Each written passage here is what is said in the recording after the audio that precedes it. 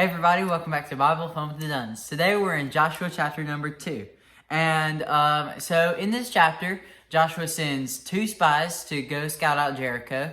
And Jericho is this huge city surrounded by humongous walls. And so the spies go and they need a place to stay. So this nice lady named Rahab, who lives inside of the walls, so like the walls are that big, she let them stay with her, but she knew she wasn't supposed to keep them because the people of Jericho were afraid the Israelites were going to take that land because they knew God gave it to them.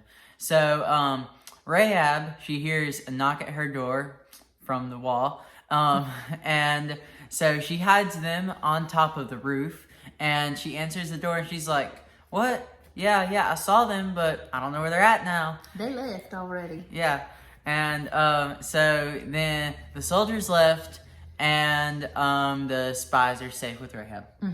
So she goes and talks to them, and she's like, you need to stay and hide for 3 days and let those spies, have time to look for you, and they'll come back, and then you can leave.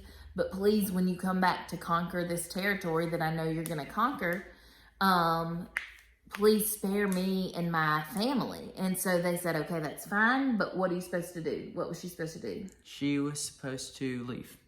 She was supposed to hang a scarlet cord, a red cord. Oh, yeah. Yeah, out the window so they would remember, because it's only 2 spies that are there.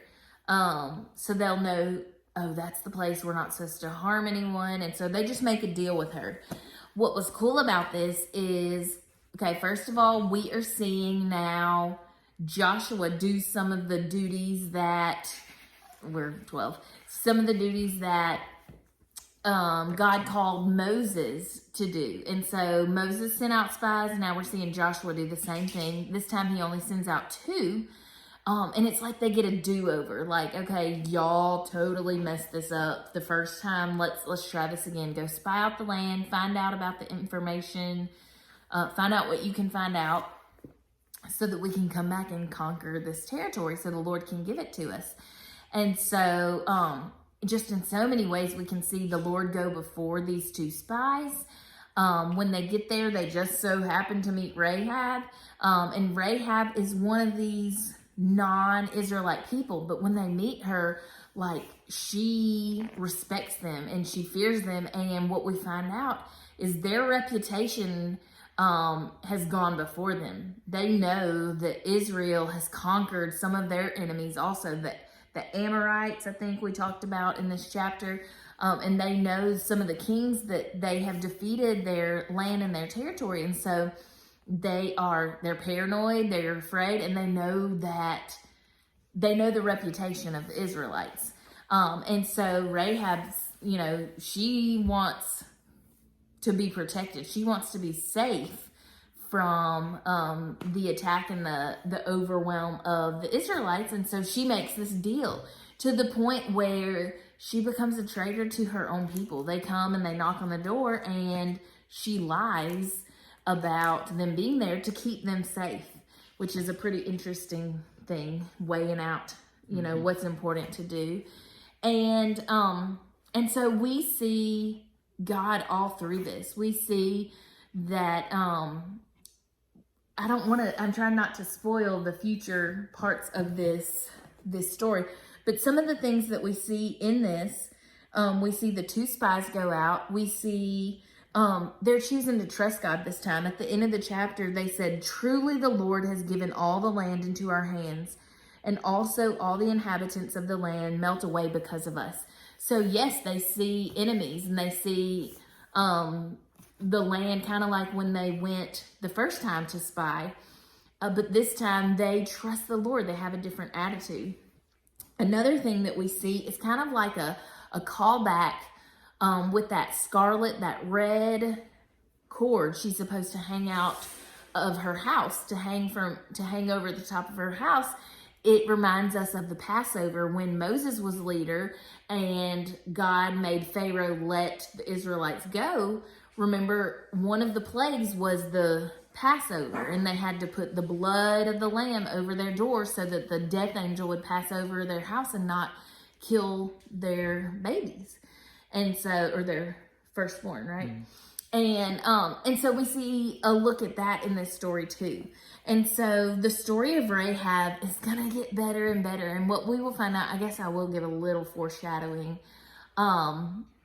What we find out later is that Rahab ends up being married to Salmon, I guess we'll say, and they have a baby boy, a sweet little baby boy named Boaz, who ends up with a beautiful wife named Ruth, and they end up being part of the line of the family of Jesus that the Messiah will be born into when he's sent to earth.